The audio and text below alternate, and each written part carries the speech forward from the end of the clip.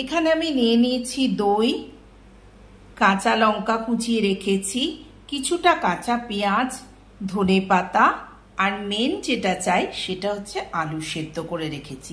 এবার আর কি করব দেখাচ্ছি। এবার এই বাটি থেকে কিছুটা দই আমি ঢেলে নিলাম, একটুখানি রেখে দিই,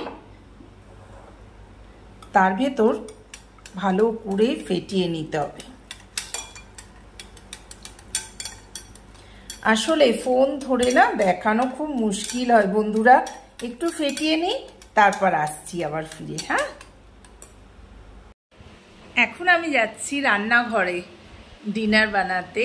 তা আজকে ডিনারে আমি একটা অন্য রকম জিনিস ভেবেছি, তো অবশ্যই তোমাদের সাথে শেয়ার করব, আর তোমরা তোমার সাথে থাকবে।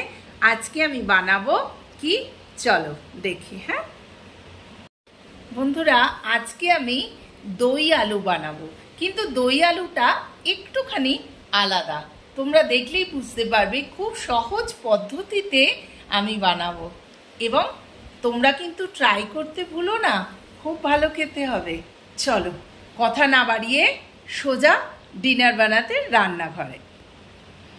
এবার রান্নাঘরে এসে গেছি, এবার তোমাদের সাথে শেয়ার করছি যে দই আলু করতে গেলে কি কি উপকরণ লাগবে। চলো ব্যাক ক্যামেরা করে দেখাই। আলুগুলোকে এরকম টুকরো টুকরো করে কেটে ফেললাম, দইটাকেও ভালো করে ফেটিয়ে নিয়েছি, দেখো খুব সুন্দর করে ফ্যাটানো হয়ে গেছে। এবার এর ভেতর কি দেবো বলো তো, রেড চিলি পাউডার অর্থাৎ লঙ্কা গুঁড়ো, একটুখানি লঙ্কা গুঁড়ো দিয়ে দিলাম। আচ্ছা, এরপর দিয়ে দিতে হবে একটু, আমার কাছে নেই আজকে, এই দেখো একটুখানি নুন দিয়ে দিলাম, একটু চটপটা হবে খেতে আর কি, একটু চিনি দিয়ে দিলাম। দিয়ে দেওয়ার পর এটাকে আবার সুন্দর করে এর সাথে মিশিয়ে নিলাম। এর সাথে তুমি চাট মশলাও মেশাতে পারো। আমি একজনদের বাড়িতে খেয়েছিলাম জানো, এত ভালো লেগেছিল। তো আস্তে আস্তে চলো এইগুলো সব এর ভেতর মিশিয়ে দিই। তাই আজকে আমি ট্রাই করছি, আর তোমাদেরও বলবো প্লিজ তোমরাও কিন্তু ট্রাই করো, খুব সহজ, চট জলদি হয়ে যাবে। সব কিছু কেটে রাখা জিনিসগুলোকে আমি মিক্সড করে দিচ্ছি এর ভেতর। কেটে রাখা ধনেপাতা, কি সুন্দর দেখতে লাগছে না? এইবার তার উপর কাঁচা পেঁয়াজ, সব কিছু আমি এর সাথে অ্যাড করে দিলাম, দিয়ে আবার এটাকে এর সাথে ভালো করে মিক্সড করে নিচ্ছি, যাতে এর ভেতর ভালো করে মিশে যায়।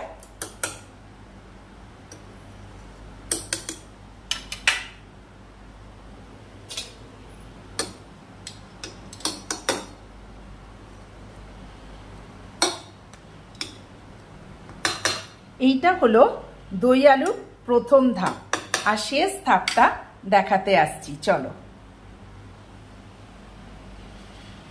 সেকেন্ড ধাপে চলে আসছি।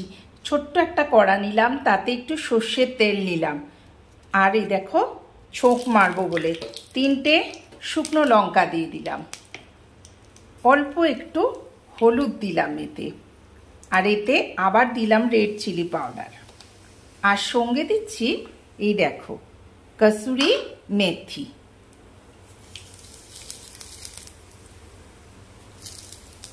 দেওয়া হয়ে গেল, এবার গ্যাসটা অফ করে নিলাম। এই দেখো আমার এখানে রেডি হয়ে আছে, তার উপর জাস্ট এটা ছোঁক মেরে দিচ্ছি। দেখো কি সুন্দর দেখতে হলো, জাস্ট ছোঁক মেরে দিলাম।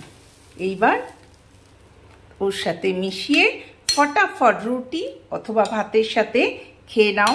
আমার বানানো দই আলু একটু অন্যরকম। রেডি হয়ে গেল আমার দই আলু। চলো এবার খেয়ে দিয়ে একটু হাঁটতে যাব।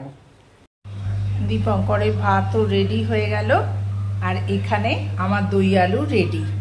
চলো দীপঙ্করকে এবার দিয়ে দিই একটু।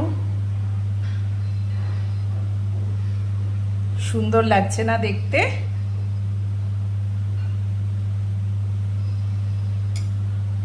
চলো, এইটা ভালো লাগলে তোমরা প্লিজ প্লিজ একবার ট্রাই করো। আমি যেমন ট্রাই করছি, আমার সাথে সাথে আমি আশা করব আমার বন্ধুরাও ট্রাই করবে। হ্যাঁ, এত গরম জানো তো, সেই জন্য আমি সকাল থেকে বেরোতেই পারিনি।